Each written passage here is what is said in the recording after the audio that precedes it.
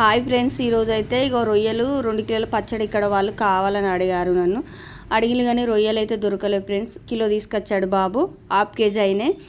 ఈ half KG అయినాక mummy ఈ హాఫ్ కేజీ ఎటు కాదు కదా పచ్చడి పెట్టడానికి, ఈరోజు రొయ్యల బిర్యానీ అయ్యి మమ్మీ అని అడిగాడు. ఇక బాబు అడిగినాక తప్పదు కదా, ఇక సరే వాళ్ళు అడిగారు కదా, రొయ్యలు దొరికినప్పుడు వాళ్ళకి రొయ్యల పచ్చడి పెట్టిస్తా. ఇక 2 కిలోల పచ్చడి కావాలని అడిగారు. నేను తెమ్మని చెప్పాను కానీ దొరకలేదు ఈరోజు.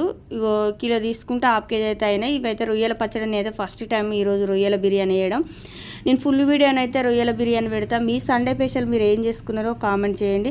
ఇక బాబు అడిగినాక చేయక తప్పదు కదా. ఇక బాబు అయితే ఊకంటుండు రొయ్యల బిర్యానీ చేయి మమ్మీ, నువ్వు అన్నీ చేస్తున్నావు కదా, ఒక రొయ్యల బిర్యానీ ఈసారి చేయవా మమ్మీ అన్నాడు. చూసారా ఇక నీట్గా అయితే కడిగాను. బాబోయ్ తీసుకొచ్చాడు నీట్గా కడిగి. ఇక ఇప్పుడైతే ఇవి అన్నీ చేయాలంటే, ఇప్పుడు రొయ్యల బిర్యానీ చేయాలంటే మస్తు టైం పడుతుంది. అయినా కూడా ఓపుకున్నా లేకున్నా ఇక పిల్లలు అడిగినాక తప్పదు కదా ఫ్రెండ్స్. ఇక చూసారా కడుగుడు అయితే నీట్గా కడిగిన. మీరు ఎవరైనా రొయ్యల బిర్యానీ తిన్నారా? రొయ్యల బిర్యానీ ఎవరికి ఇష్టమో కామెంట్ బాక్స్లో కామెంట్ చేయండి. నేను ఫుల్ వీడియో అయితే మీరు అందరైతే చూడాలని మనస్ఫూర్తిగా కోరుకుంటున్నా. మరొక వీడియోలో మళ్ళీ కలుతా. నేనైతే ఫస్ట్ టైం రొయ్యల బిర్యానీ వేయడం. ఓకేనా? మరొక వీడియోలో మళ్ళీ కలుద్దాం.